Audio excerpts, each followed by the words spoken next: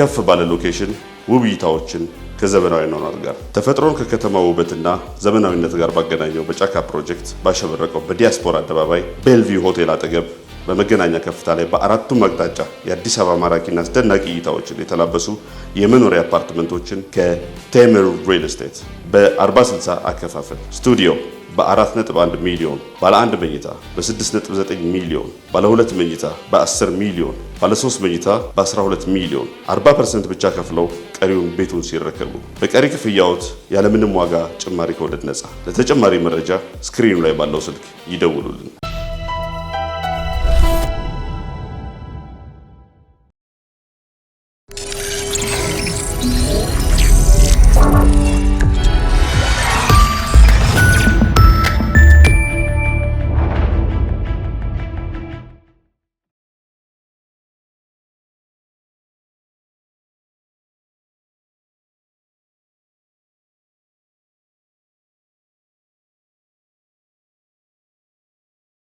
ይህ አዋዜ ነው። በሆርሙዝ ሰርጥ መተላለፊያ እሰጥ አገባ የተነሳ ከአሜሪካ ጋር ተከታታይ 10 ቀናት ከተዳቆሱ በኋላ የኢራን መሪዎች ከፊታቸው 3 አማራጮች ያላቸው ይመስላል። አንዳቸውም ግን ጥርት ወዳለ የድል ጎዳና አያቀኑም ይላል ቢቢሲ ያቀረበው ሰፊ ትንተና። የመጀመሪያው መንገድ ዋሽንግተን ከፈለገቻቸው ወይም ከጠየቀችው ብዙውን እሺ ብሎ መቀበል ነው። እነሱም በንግድ መርከቦች ላይ የምታካሄደውን ጥቃት አቁማ በሆርሙዝ ሰርጥ ውስጥ በነፃነትና በደህና የመተላለፍ ዋስትናን መስጠት፣ በከፍተኛ ደረጃ የበለጸገውን ዩራኒየም አሳልፎ መስጠት ወይም ማሟሟትና ዓለም አቀፉ የኒውክሌር ተቋም በፈለገ ጊዜ ወደ ኢራን ግዛት እየገባ ፍተሻ እንዲያደርግ መቀበል ወይም መፍቀድ ነው። ኢራን ይህን ብታደርግ በለውጡ በየቀኑ $500 ሚሊዮን የሚያሳጣትን የወደቦቿን መዘጋት ታስከፍታለች። የማዕቀብ እፎይታ ታገኛለች። ከማንኛውም ተጨማሪ ወታደራዊ ጥቃት ራሷን ትታደጋለች ወይም ትጠበቃለች። ይሄ አማራጭ ካሉት አማራጮች ሁሉ ብዙ ዋጋ የማያስከፍላት፣ በፖለቲካ ደረጃ ግን መራራ ዋጋ የሚያስከፍላት ይሆናል ይላል። ምክንያቱም በመተላለፊያ ውሃው ላይ ምንም አይነት የታወቀ ወይም ዕውቅና የተሰጠው የአስተዳዳሪነት ሚና ሳትቀዳጅ ሆርሙዝ ሰርጥን መክፈት ሆርሙዝ ሰርጥን አዲስ እንደተገኘ መበገሪያ ዲተረንስ በቆጠሩ ወገኖች ዘንድ እጅ መስጠት ተደርጎ ይታያልና። ምክንያቱም አሁን ባለው ሁኔታ ሆርሙዝ ሰርጥ ኢራንን ከሚሳኤሎቿ፣ ከክልላዊ ተቀጽላ የተጋትሮ ኃይሎቿ ወይም ከኒውክሌር ፕሮግራሟ በላይ የጠላት ምላጭ እንዳይሳብባት መግቻ ሆኖ ይታያል።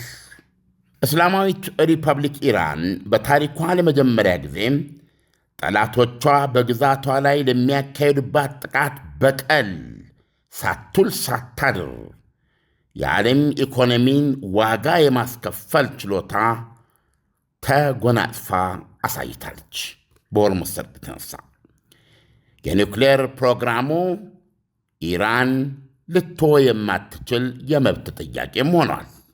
ኢራን ከወራት ድብደባ በኋላ በኒውክሌር እንቅስቃሴዎቿ ላይ ጥብቅ ገደብን ብትቀበል አክራሪዎች ይኸው እንዳለው ነው፣ የአሜሪካ ወታደራዊ ሚና ጫና ሰርቷል፣ እንሆ እምቡርቅ እንድንል ተገደናል፣ በወታደራዊ ጫና ተንበርክከናል ብለው እንዲከራከሩ በር ይከፍታል።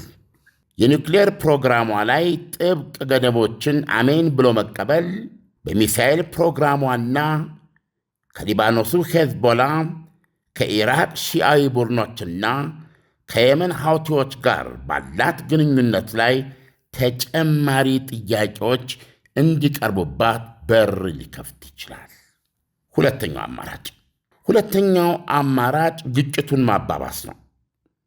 ኢራን በክልሉ የአሜሪካ ጦር ሰፈሮች ላይ በመርከብ እንቅስቃሴውና በሰላጤዎቹ አንገብጋቢ መሠረተ ልማቶች ላይ ጥቃቷን በማፋፋም የሚፈጠረው ከፍተኛ የኃይል ምንጭ ኤነርጂ ዋጋዎችና በስፋት በሚንሰራፋ ኢኮኖሚያዊ መስተጓጎል አሜሪካና አጋሮቿ ጠመንጃውን ጥለው እንዲደራደሩና መቻቻል ላይ የተመሠረተ መፍትሔን አሜን ብለው እንዲቀበሉ ያስገድዳቸዋል የሚል ነው። ይሄኛው መንገድ ታላቅ ወታደራዊ አደጋ አለው። በሰላጤው ሀገራት ውስጥ ከፍተኛ የሰው ሞት ወይም እልቂት ወይም ከባድ የመሠረተ ልማት ውድመት ያደረሰ ጥቃት የኢራን ጎረቤቶች ሁሉ በቀጥታ ግጭት ውስጥ እጃቸውን እንዲያስገቡና በኢራን ላይ የተፈጠረውን ጥምረት በዙሪያዋ የፈረጠመና የጎለበተ እንዲሆን ሊያደርገው ይችላል። ሦስተኛው አማራጭ አሁን ያለውን አለመረጋጋት ባለበት እንዲቀጥል መተው ነው። የማነቂያ አቅሟን ለመጠበቅ በመርከቦች ትልልፍና በኤነርጂ ገበያዎች ላይ በቂ ጫና ማሳደር፣ ነገር ግን ከገደቡ አልፎ ከአሜሪካ ጋር የለየለት ጦርነት አያስገባት ዘንድ መመጠንና መጠንቀቅ። ይሄኛው ከኖረው የእስላማዊት ሪፐብሊኳ አስተሳሰብ ጋር የሚመሳሰል ነው ይላል። ኢራን ጠላት ሊወጋት ከሚፈልገው ጊዜ በላይ መሰንበትና መትረፍ ከቻለች ጠንካራውን ጠላቷ የግድ ማሸነፍ አያስፈልጋትም። መትረፍ በራሱ እንደ ድል ሊቀርብ ይችላልና። ይሁንና ግን ማዕቀቦችና የጦርነት ጉዳቶች እና የዋጋ ንረት ውስጥ ለውስጥ ያለውን ዕምቀት እያባባሰው ነው።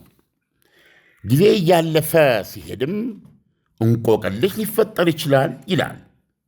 እሱም ኢራን ሆርሙዝ ሰርጥን እንደ መሳሪያ በተጠቀመችበት ቁጥር አገራት ኤነርጂዎቻቸውንና ሌሎች ሸቀጦቻቸውን ከክልሉ ወደ ቀረው ዓለም የሚልኩባቸው አዳዲስ መንገዶች ፍለጋ ውስጥ ይገቡና ሲያገኙ የሆርሙዝ ሰርጥ አሁን ያለው የማስተላለፊያነት ቁልፍ አስፈላጊነት ሚና እየረከሰና እየኮሰሰ ሊመጣ ይችላል እስከ ወዲያኛው።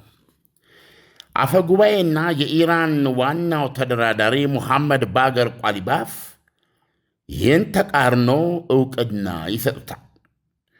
ሆርሙዝን አጥብቀህ በዘጋው መጠን አስፈላጊነቱ እየነቀዘ ይሄዳል የሚለውን ተቃርኖ ይገነዘባሉ።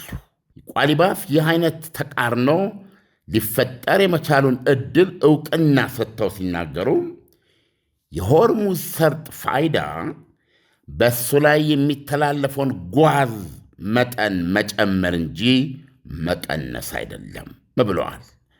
ቋሚ የሆነ በሳንካ የተሞላ የመተላለፊያ ችግር ዓለም ከኢራን ውጭ የሚተላለፍባቸውን መንገዶች እንዲፈልግ ያነሳሰዋል። ይህንን ያምናሉ። ማን ነው ግን ኢራን ውስጥ ውሳኔ ሰጪው ይላል ትንታኔው ሲጠይቅ። ነገሮችን ይበልጥ ያወሳሰባቸው ጉዳይ በኢራን ውሳኔ አሰጣጥ ሂደት ዙሪያ ያለው እርግጠኛነት እጦት ነው። አያቶላ አሊ ካሜኒ በሕይወት ሳሉ በሕዝብ በተመረጡ ፖለቲከኞች፣ በክህነት ተቋሞች፣ እነዚህ ክሌሪካል ኢንስቲትዩሽንስ የሃይማኖት ተቋማት እና በአብዮታዊ ዘብ መካከል የሚፈጠሩ ውዝግቦች በጠቅላይ መሪው በሱፕሪም ሊደር አያቶላ ካሜኒ መቋጫ ይሰጥባቸው ነበረ።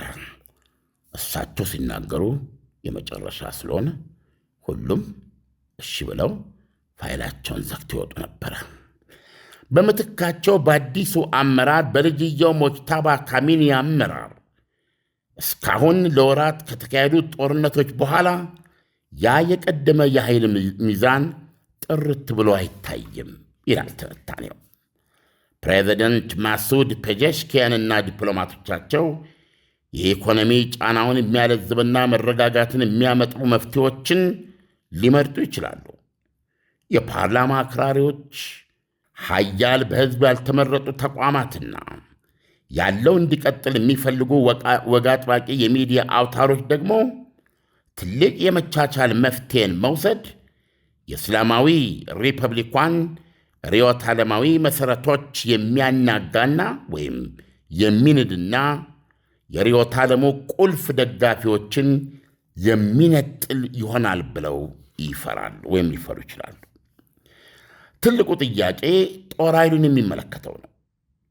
በተለይ አብዮታዊ ዘቡን የኢራን ሚሳኤል ፕሮግራም፣ ክልላዊ አጋር ኃይሎችና የሆርሙዝ ሰርጥ ስትራቴጂ የአብዮታዊ ዘቡ ተጽዕኖ መቀጠል መሠረታዊ ናቸው። ያም ሆኖ ግን ጦርነቱን በማባባስም ሆነ በድርድር ጉዳዮች ላይ ውሳኔዎች ላይ የአብዮታዊ ዘቡ አዛዦች ምን ያህል ተደማጭነት እንዳላቸው ግልጽ አይደለም ይላል። በዚህ መሠረት ያየናቸው ሦስት አማራጮች በሥርዓቱ የተለያዩ አካላት ላይ የሚያስከፍሉት ዋጋ እኩል አይደለም። እውነታን የሚመርጡ ኃይሎች ፕራግማቲስት፣ ጦርነቱን በውል ስምምነት ቢያበቃ ይመርጣሉ። አክራሪዎች ደግሞ ጥቃቱን ችሎ ተቋቁሞ ማደርን ሲመርጡ፣ የተወሰኑ ወታደራዊ አዛዦች ደግሞ ግጭቱን ማጠንከር የኢራንን የመደራደር አቅም በመጨረሻ ሊያጠናክር የሚችል ነው ብለው ሊያዩት ይችላሉ። ስለዚህ አለ ትንተናው፣ ጥያቄው ኢራን ከሦስቱ የትኛውን መንገድ ትመርጣለች ብቻ ሳይሆን ያንን ምርጫ ለመውሰድ ማን ሥልጣን አለው የሚል ነው። ትንተናው የሕዝብ አስተያየት በዚህ ላይ ምን ሊሆን ይችላል በሚል የሁለት ኢራናውያን አስተያየትን አክሏል። ሁለቱም ኢራናውያን በአጋጣሚ ሴቶች ናቸው። አንዷ በሀገሪቱ ለሚራመደው አውዳሚ ፖሊሲዎች ተጠያቂ የምታደርገው በኢራን አገዛዝ ውስጥ ያሉትን አክራሪዎች ነው። የጦርነትን መፋፋም የሚደግፉ በውጭ አገር የሚኖሩ የተቃውሞ መሪዎችንም እንዲሁ ታወግዛለች።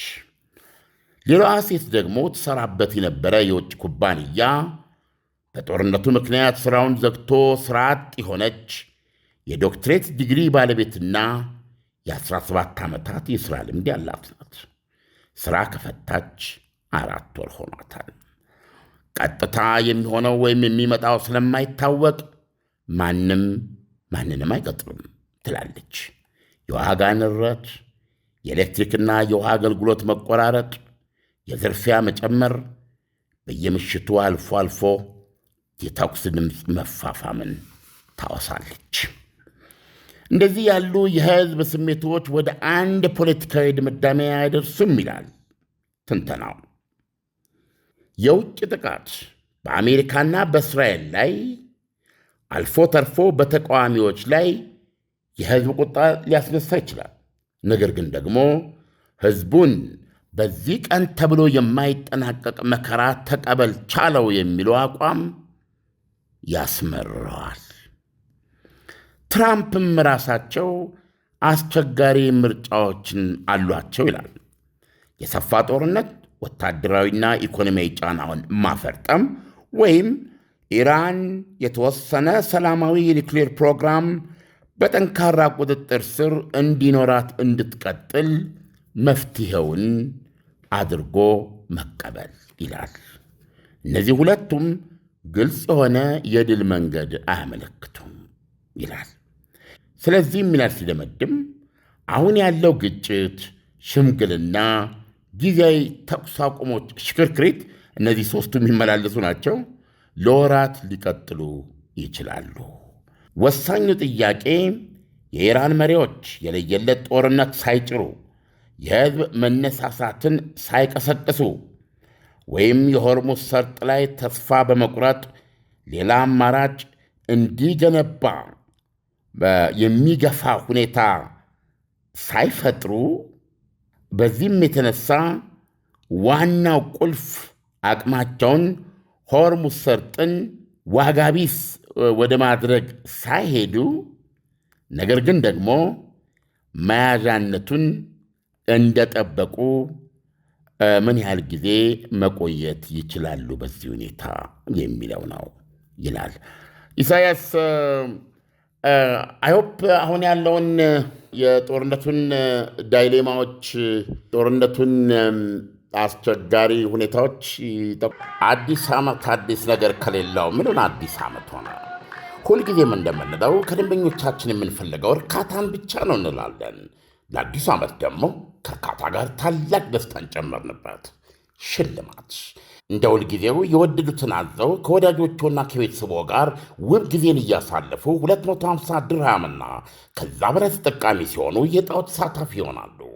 ኩፖኑ ላይ ስምና አድራሻውን ሞልተው በተቀመጠው ሳጥን ውስጥ ይከታሉ። ኦንላይን ለምታዙ ደንበኞቻችን ትዕዛዙ ከ250ና ከዛ በላይ ከሆነ ኩፖን አብረን የምንልክ ሲሆን ሞልተው በዱከም ሬስቶራንት በሚገኘው ሳጥን ማስገባቱን አይዘንጉ። ዕጣው የሚወጣው የአይፎን 17 ፕሮማክሱ ኦገስት 8 ሲሆን BYD ሶንግ ፕላስ ብራንድ ኒው መኪና ደግሞ ሴፕቴምበር 12 ይሆናል። የዱባይ ኢኮኖሚ ዲፓርትመንት ፍቃድ የሰጠው የመንግሥት አካል በተገኘበት ዕጣው የሚወጣ ሲሆን በዱከም የሶሻል ሚዲያ ገጾች ላይ በቀጥታ የሚተላለፍ ይሆናል። አይተው ነክተው ዳሰው የመጀመሪያውን ሰልፊ ተነስተው ዕድልዎን ያሳምሩ። በዕጣው ተሳታፊ ለመሆን 250 ድርሃም ወይም ከዚያ በላይ ተጠቃሚ መሆን፣ ለእያንዳንዱ 250 ድርሃም አንድ ኩፖን ይቀበሉ። የኩፖን ብዛት ገደብ የለውም። ብዙ ሲጠቀሙ ብዙ ዕድል ያገኛሉ። ሕግና ደንቦች ተፈጻሚ ይሆናሉ። ምግብ በልተው መኪና የሚሸለሙ ከሆነ ከዱከም ውጭ የት ይመገባሉ? ለሁሉም ውድ ደንበኞቻችን መልካም ዕድል እንመኛለን። ዱካም ዱባይ። አዎ አለም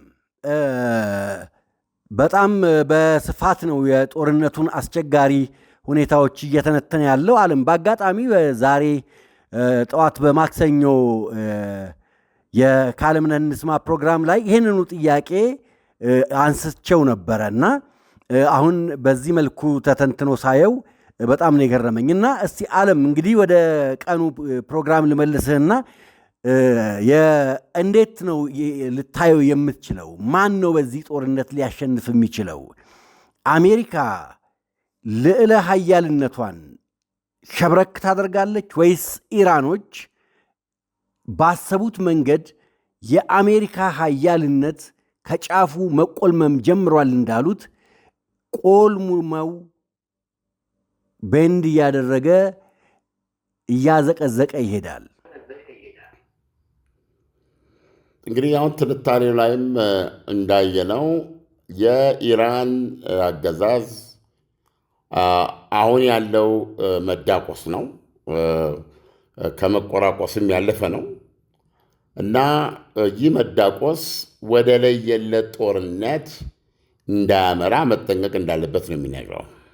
ወደ ለየለት ጦርነት ካመራ ግን ያው ከትንተናውም ልታይ እንደምትችለው ሊያስጠብቃቸው የሚችላቸውን ነገሮች ማስጠበቅ አለመቻል፣ እንዳገዛዝም የመትረፍ ዕድሉን ሊያጣ እንደሚችል ነው የሚያሳይ እና ያቀረባቸው ሶስት አማራጮች እነዚህ ናቸው። ለምሳሌ ምንድን ነው ያለው? ኢራኖች የገጠሟቸው ጠላቶች ሀያሎች ናቸው፣ አሜሪካና እስራኤል ናቸው። እነዚህን ኃይሎች ማሸነፉ የማይቻል ነገር ሊሆን ይችላል እና እዚህ ላይ ችግር የለባቸውም ነው የሚለው። የሚያካሄዱት ጦርነት አሁን ያለውን ሁኔታ አሁን ባለው ለምሳሌ መዳቆሱን ሊቀጥል ይችላል የተወሰነ ሰዓት። ለምሳሌ ትናንት ሌሊት 5 ሰዓት የደበደበችው አሜሪካ ዛሬም ልደበድብ እንደምችል ነው የምገምተው እና በመሃል ደግሞ ያው የታወቁት የታወቁት አደራዳሪዎች እነ ኳታር፣ እነ ቱርክ ሮጥ ይሉና ፓኪስታን የሆነ ነገር መጣ ይላሉ ማለት ነው። ለምሳሌ አሁን የ10 ቀን ተኩስ አቁም እንዲደረግ ጥድፊያ እንዳለ ይሰማል። ከዛ ደግሞ በዚህ ደግሞ ትንሽ ሰነባብትና አንድ ቦታ ላይ እንግዲህ ከተቻለ ከዚህ በፊት ኢስላማባድ ላይ አንዴ ተገናኝተዋል። ባለፈው ደግሞ የጄኔቫ አንድ ተራራ ምግብ ቤት ውስጥ አውርተዋል። አሁን ደግሞ እንግዲህ አንዱ ስፍራ ሄዱና ደግሞ አንዳንድ ተስፋ የሚሰጡ ነገሮች ምናምን አድርጎ እንደገና ወደዚህ ወደ ሆርሙዝ ግጭት ይመለሱና ይሄ መዳቆሱ ይቀጥላል ማለት ነው። እንደዚህ ያደረጉ ወራትን በመፍጀት በመጨረሻ ራሳቸው ኢራኖች ያሉት ነው። በነገራችን ላይ በዛሬው የማክሰኞ ከዓለም እንስማ ላይ በስፋት አቅርበነዋል። የዶናልድ ትራምፕ አስተዳደርን መትረፍ እንችላለን ብለዋል። ዶናልድ ትራምፕ 2 ዓመት ተኩል ያላቸው። ዶናልድ ትራምፕም ይህንን የቁጥ ውጊያ ሆን ብለው ነው የሚያደርጉት። በዚህ በኩል የሆነ አቅማቸውን በማሳየት አንዳንድ በመምታት የምፈልገውን ስጡኝ በዚህ በኩል የሚለውን ጫና ማሳደሪያ ነው። እሳቸውም ይሄን ነው እንጂ የለየለት ጦርነት ለመግባት እንደማይፈልጉ ኢራኖች ያምናሉ። ስለዚህ በዚህ መንገድ እየተቀጣቀጥን 2 ዓመት ተኩል እኛም በዚህ በስልጣናችን ላይ መትረፍ፣ ዶናልድ ትራምፕም እንዲሁ በቁጥቁጥ እንደቀጠቀጡን ዘመናቸው ያበቃል። በቃ ጊዜ የተደበቅንበት ዋሻ ውስጥ ወጥተን ስርዓታችን በአሸናፊነት ይቀጥላል ነው። በአሸናፊነት ማለት አለን፣ አልሞትንም። ኢዳዝም ማተር ያለው ውድመት ማለት ነው። ኢሳያስ አለን፣ አልሞትንም፣ ስለዚህ ሁሉ ነገር ሰላም ይሆናል የሚል ነው። የለየለት ጦርነት ከገቡ ግን ሰፊ እና አስከፊ የሆነ የመሠረተ ልማት መውደም፣ የጦር ኃይላቸው ለምሳሌ እስካሁን ባሉት በ40 ቀኑ ጦርነት ጀምሮ በወታደር ኃይል ደረጃ በሺዎች የሞተባት ኢራን ናት። በወታደር በሰራዊት ደረጃ ማለት ነው። በሰላማዊ ሰዎችም ደረጃ ቢሆን ብዙ ሰው የሞተባት ኢራን ናት። እስራኤል 60 ሰዎች ነው የሞተባት። አሜሪካ ወደ ስንት 19 ነው አሁን እንደዚህ አሁን ከሞቱባት ወታደሮች ጋር ይሄ ነው የቆሰሉ እንደሰማነው ነው። ስለዚህ ወደ ለየለት ጦርነት ከተገባ እና አሁን ጠረጴዛ ላይ ያሉ እቅዶች እስራኤልንም ጨምሮ ከሆነ የዛ ፍጻሜ በጣም ከባድ ሊሆን ይችላል ለኢራን አገዛዞች። ስለዚህ ያ እንዳይፈጠር ማድረግ አለባቸው። አሁን ያለውን ግጭት ትጋጫለ፣ ግን እያየ እየመጠንክ በሌላ በኩል ደግሞ እየተዋጋ የገላጋይ ያለ እያልክ ቅድም ያልኩት ሽክርክሪት መቀጠል የሚል ነው። ስለዚህ የኢራኖች የውጊያ ስትራቴጂ የለየለት ጦርነት ባለመቀስቀስ ላይ የተመሰረተ ነው። ዓለም አሁን ለምሳሌ አሜሪካንን እንውሰድ። አሜሪካ ከአሁን ቀደም በነበረው አካሄዷ ፕሬዚደንቶቿም ቢለዋወጡ ዲሞክራትም ይሁን ሌላኛው ፓርቲ ቢመጣ የጋራ አቋም ነበራቸው። አንደኛው ለምሳሌ ይህንን ጦርነት ቢጀምረው የሚቀጥለው ይጨርሰው ነበር። ከጆ ባይደን በኋላ ግን እንደዚህ አይነት የተካረረ ነገር ውስጥ መግባት ጀምረዋል። ስለዚህ ኢራንም ሆነ አውሮፓ የዶናልድ ትራምፕ የሁለተኛ ጊዜ ምርጫ በመሆኑ ምክንያት ጊዜ በመስጠት ዶናልድ ትራምፕ ቦታውን ሲለቁ የሚመጣው የአሜሪካ መሪ የነሱን ሐሳብ ሊደግፍ ይችላል የሚለውን እንደ አንድ አማራጭና አድቫንቴጅ እየወሰዱት አይደለም ወይ? አዲስ ዓመት አዲስ ነገር ከሌለው ምኑን አዲስ ዓመት ሆነ? ሁልጊዜም እንደምንለው ከደንበኞቻችን የምንፈልገው እርካታን ብቻ ነው እንላለን። ለአዲሱ ዓመት ደግሞ ከእርካታ ጋር ታላቅ ደስታን ጨመርንበት። ሽልማት እንደ ሁልጊዜው የወደዱትን አዘው ከወዳጆቹና ከቤተሰቦ ጋር ውብ ጊዜን እያሳለፉ 250 ድርሃምና ከዛ በላይ ተጠቃሚ ሲሆኑ የዕጣው ተሳታፊ ይሆናሉ። ኩፖኑ ላይ ስምና አድራሻውን ሞልተው በተቀመጠው ሳጥን ውስጥ ይከታሉ። ኦንላይን ለምታዙ ደንበኞቻችን ትዕዛዙ ከ250ና ከዛ በላይ ከሆነ ኩፖን አብረን የምንልክ ሲሆን ሞልተው በዱከም ሬስቶራንት በሚገኘው ሳጥን ማስገባቱን አይዘንጉ። ዕጣው የሚወጣው የአይፎን 17 ፕሮማክሱ ኦገስት 8 ሲሆን BYD ሶንግ ፕላስ ብራንድ ኒው መኪና ደግሞ ሴፕቴምበር 12 ይሆናል።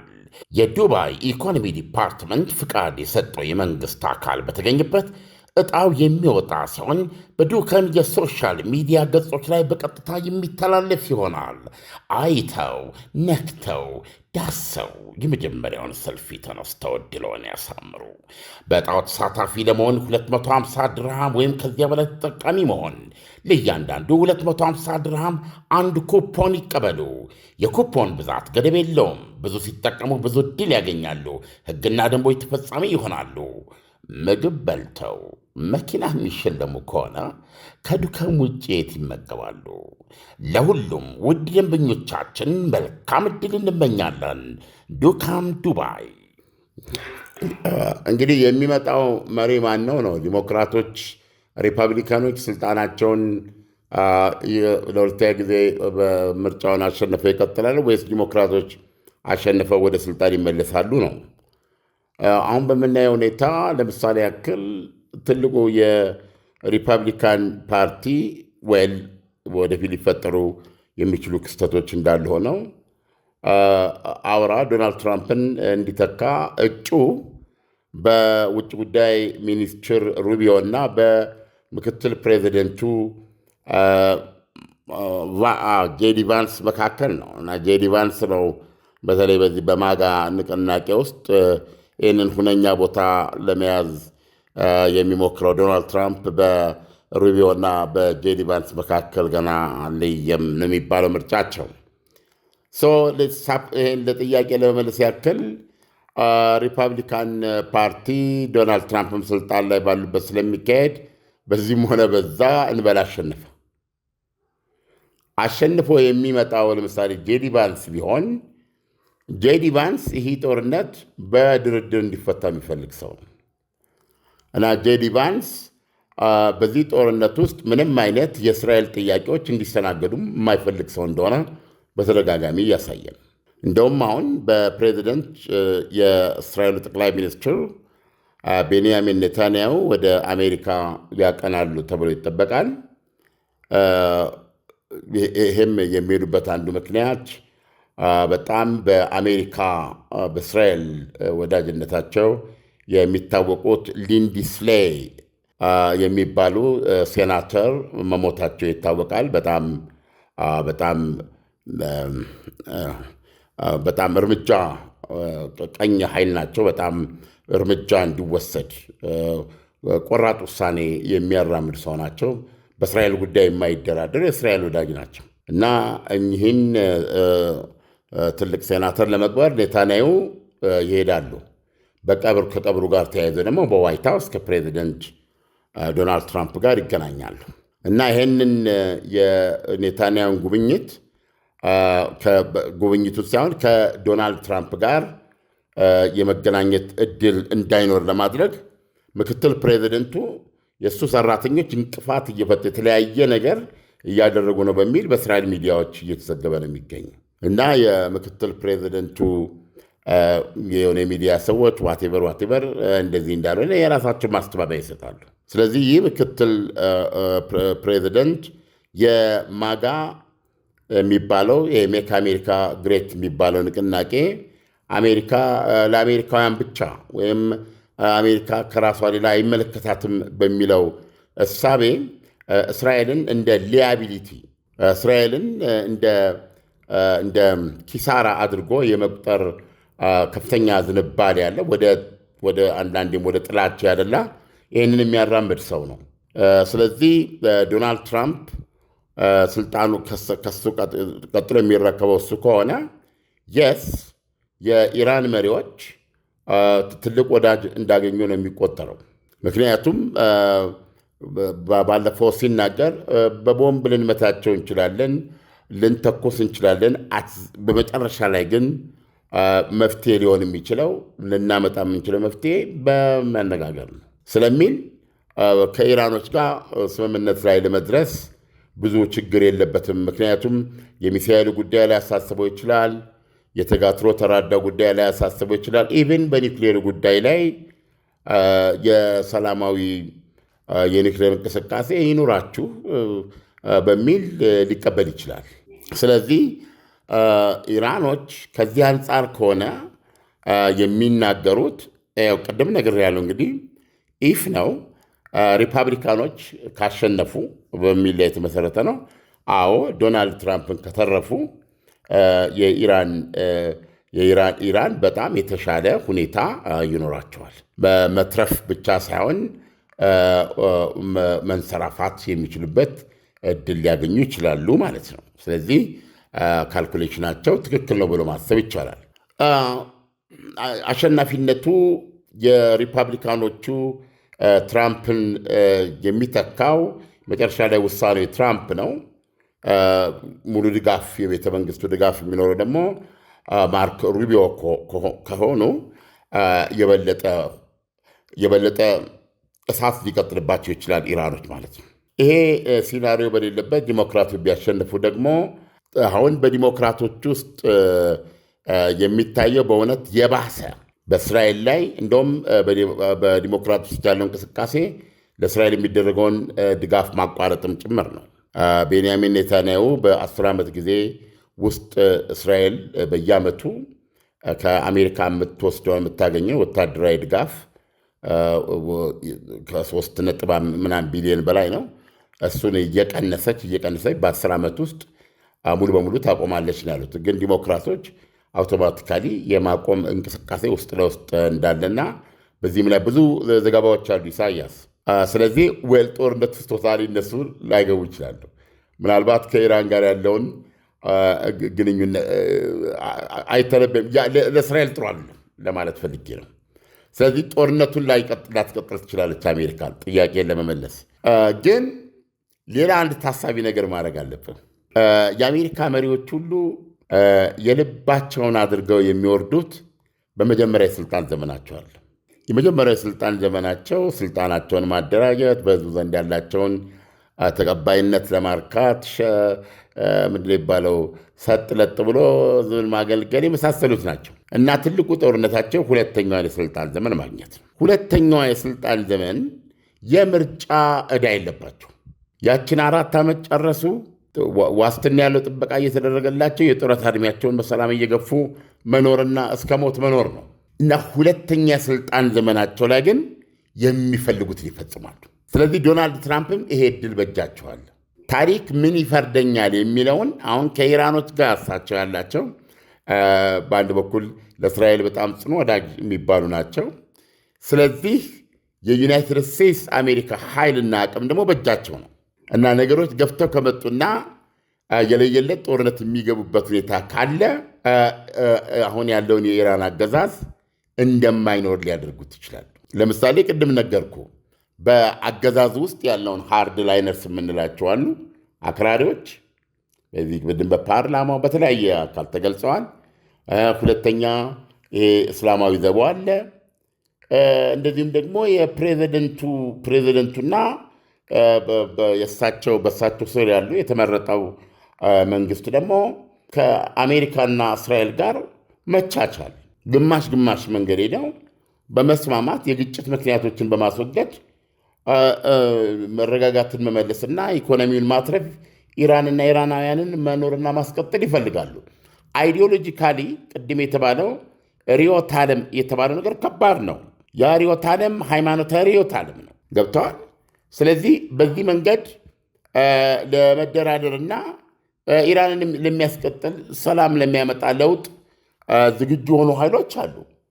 ስለዚህ አሁን የለየለት ጦርነቱ ስትገባ የመሰረተ ልማት፣ የኤነርጂ መሰረተ ልማት የተመሳሰሉት መደብደብ ብቻ ሳይሆን ብዙ መሪዎችን አርሚው ራሱ አሜሪካ ባላት አቅም፣ እስራኤል ባላት አቅም ወደ ለየለት ውጊያ ሊገቡና አገዛዙ እንዳገዛዝ ላይተርፍ በተለይ እነዚህ ይህንን ሁኔታ መቀጠል የሚፈልጉ ኃይሎች በጦርነቱ ሊሸነፉ ይችላል፣ ወይም ሀገሪቱን ወደሚያስፈራ ውድመት ይዘዋል ሊሄዱ ይችላሉ። ስለዚህ ቅድም እንዳልከው ትንታኔ ኢራኖች ወደ ለየለት ጦርነት በማያስገባ ሁኔታ ነው ይህን መቀናቀናቸውን መቀጠል ያለባቸው ይላል።